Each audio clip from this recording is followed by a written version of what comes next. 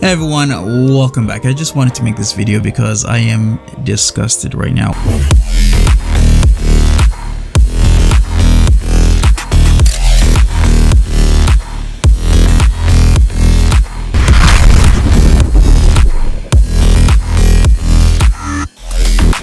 Hey guys, here's another video.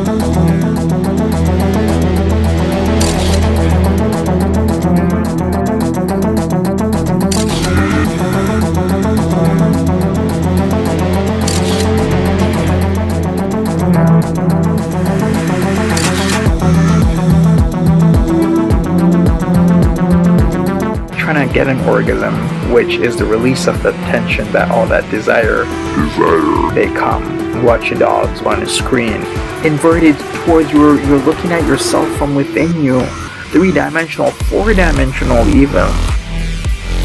Wow.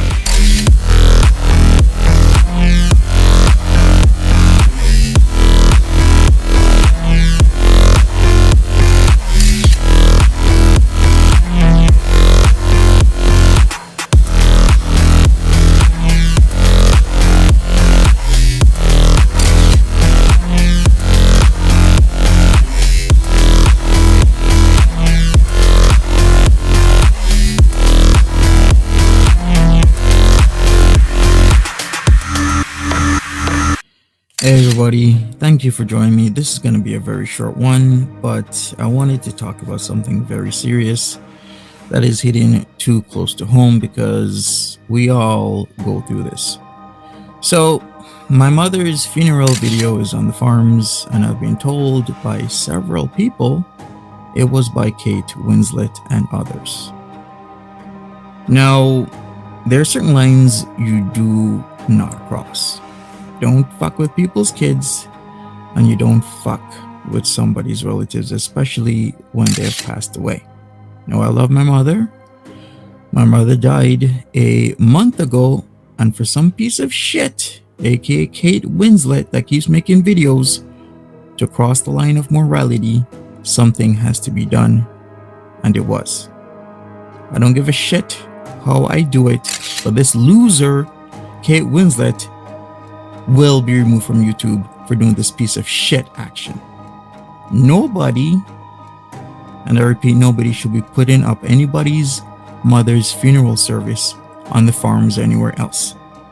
That is a boundary you should never, ever cross with anybody. No matter what has been happening, you don't put their kids up, you don't put their dead family members up. And this piece of shit Kate Winslet did has been all over the community tab saying this and that. Why did you do this to me, Monty? Why the fuck did you put my mother's funeral video on the farms? Why did you do that, you little piece of shit? Now, this piece of shit is probably gonna say, hey, I didn't do it. But why would this little piece of shit admit to the wrongdoing? But don't believe this scumbag hiding behind a screen, no face, no voice, while telling you all types of bullshit. Clipping shit together, and last but not least is a Kiwi farmer. So, Kate Winslet, you are a farmer, but I'm sure we'll say you had nothing to do with it, right? Of course, nothing to do with what you just did. Well, my sources say otherwise, you disgusting piece of shit.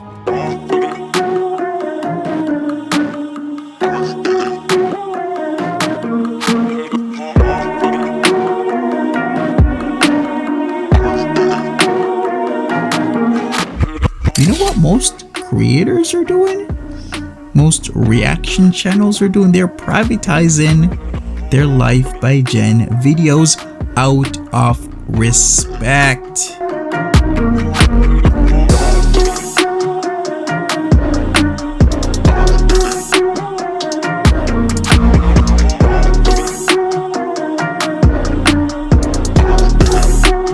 having an ongoing situation with somebody for over a year now, where what they do is say certain things and then they'll disappear, but they're disappearing for a reason. Some of you are aware of this certain individual that goes by the name Tiny Dancer, and she is indeed a shit disturber in the community, and some of you know why. She has been around for many years and was extremely active in many chats until a certain incident happened and she disappeared. Now, once again, some of you know exactly what that incident, or you could say incidents, are because it happened earlier this year, and I will not get into that until I do a part 2 or even a part 3 of, this series, if you can call it that, because one video will not suffice. So let me go ahead and start off with this. Tiny Dancer is back, but not under the name Tiny Dancer, and she just likes to talk a lot of shit, usually because she can't let things go. In fact, she is making up many of the things she says and not providing any proof, because that is her MO. She loves to work this way. She'll say nasty and dangerous things about people whenever there is a large audience watching, i.e. Jessica's Messica's chat from last night, and provide no proof, then she will disappear. In fact, she loves to twist words such as make me seem if I was doxing her, when in reality she doxed me, and not only once but several times. Here is her first dox on me, and further proof of many more doxes. July 31st, 2021 is rather significant.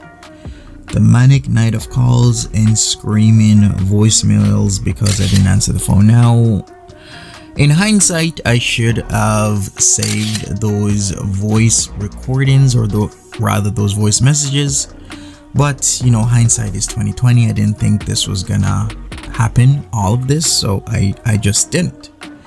Then we have the second dox.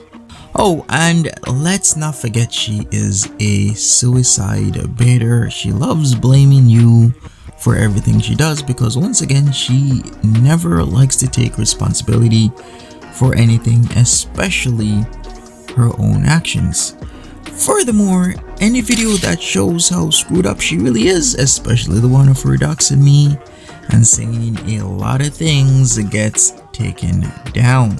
Now, let me continue into something where it gets dark. There are several reasons why I cut ties with Tiny Dancer, but one of the main ones, or should I rather say, the main reason, was setting men up for legal troubles. As in, getting them arrested because they won't do as she wants them to do in the quote-unquote relationship. She has said to me with utter confidence that she likes to get her partner/ex-partners arrested as a form of revenge. She also mentioned a very specific story as an example. It was of a man. He was a black guy from Toronto that used to visit her in Winnipeg, and then of course return home after a few days, typically on a weekend. She found out he was married and exacted her revenge by setting him up and getting him arrested. Some of you might say this was his karma, and sure, karma does work itself into the balance of things, but as soon as I heard this, I was done. Game over. I wasn't going to allow somebody to take me away from my mother while she's in the grips of her illness for their own selfish bullshit reasons, so I decided to stop any and all contact with her. I will not mention we've seen this before because I just don't want to get into it. But one thing I will say is, after I heard that story, it was so troubling to me that after cutting all ties with Tiny Dancer, I did and have been searching for this guy to give my account of what she told me in confidence as a way to make things right.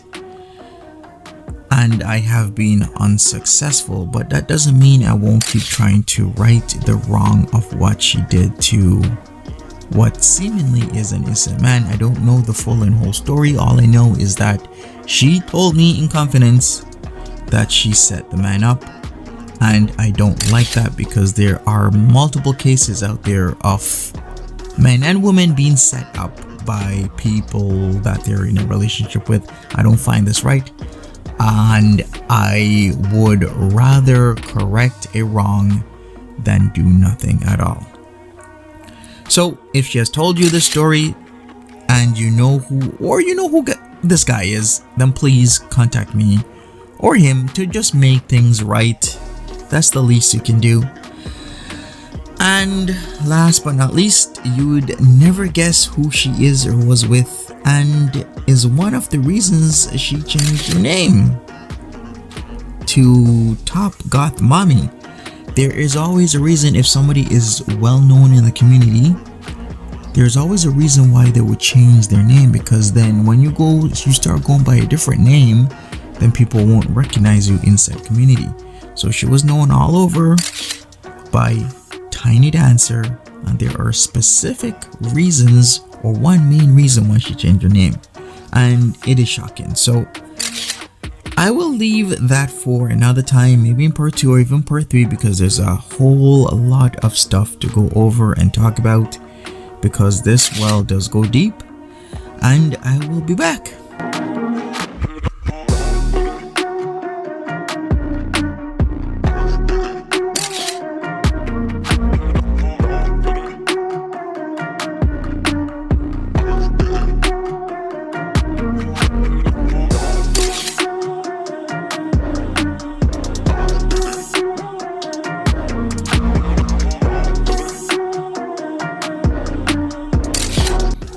You should know there's no love lost between Jessica Mysica and myself, and I can explain why. Well, the problem is the whole mess with me and Jessica Mysica started when she decided to use my platform to lie, and she continued to try and use it to spread her lies, because if you weren't aware, she would come into Monty After Dark and want to come on panel, and she kept on saying that what she sent to Nader El Shami, and I hate rehashing this, was just a booby picture, when we all now know that was not the truth.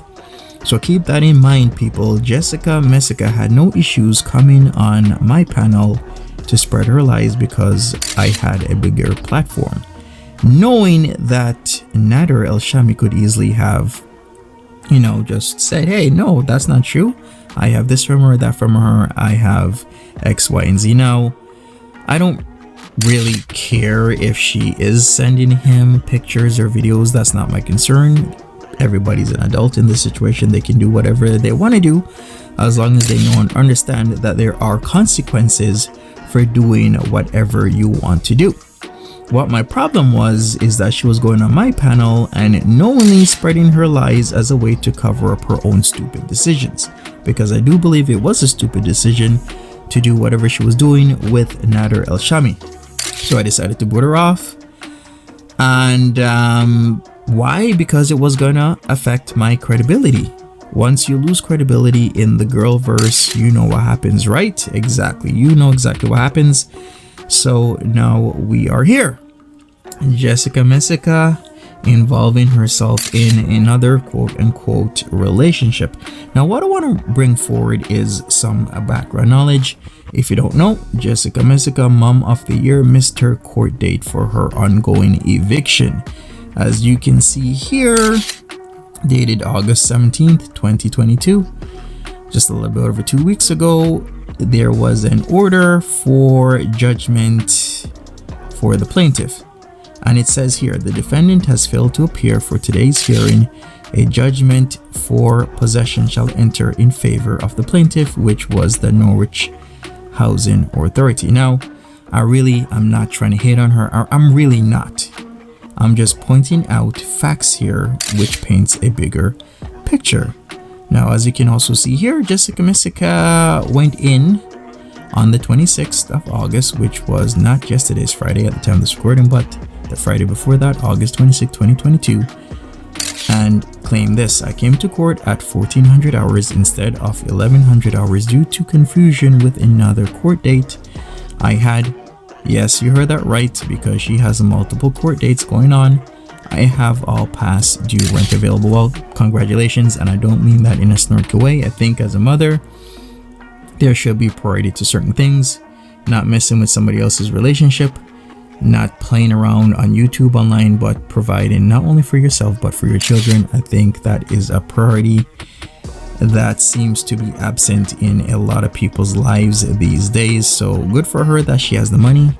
But here is the problem: when you miss your court date and the judge rules in favor of the plaintiff, which is the housing authority, then you are ruled against in absentia. But you can't just willy-nilly open the case without the judge that closed the case and awarded the plaintiff a judgment, or another judge has to look over the case and see whether or not there is merit to open the case again. So here we go on August 29th, order regarding August 26th motion to open judgment housing. And I'm not sure what the judge is going to do, nor am I going to speak about it. Judge Francis Foley III will have to decide whether or not there is merit to reopen this case against where Norwich Housing Authority versus Jessica Messica. I shall say Jessica Messica because I do not want to say her full real name. And what can I say? This is a mess. Tell guys on your channel, you can do whatever you want to do on your channel, but please do not come on my channel and spread your lies. It's not okay with me. It erases or erodes my credibility, and I have taken months, years to build up my credibility. I do not want it destroyed.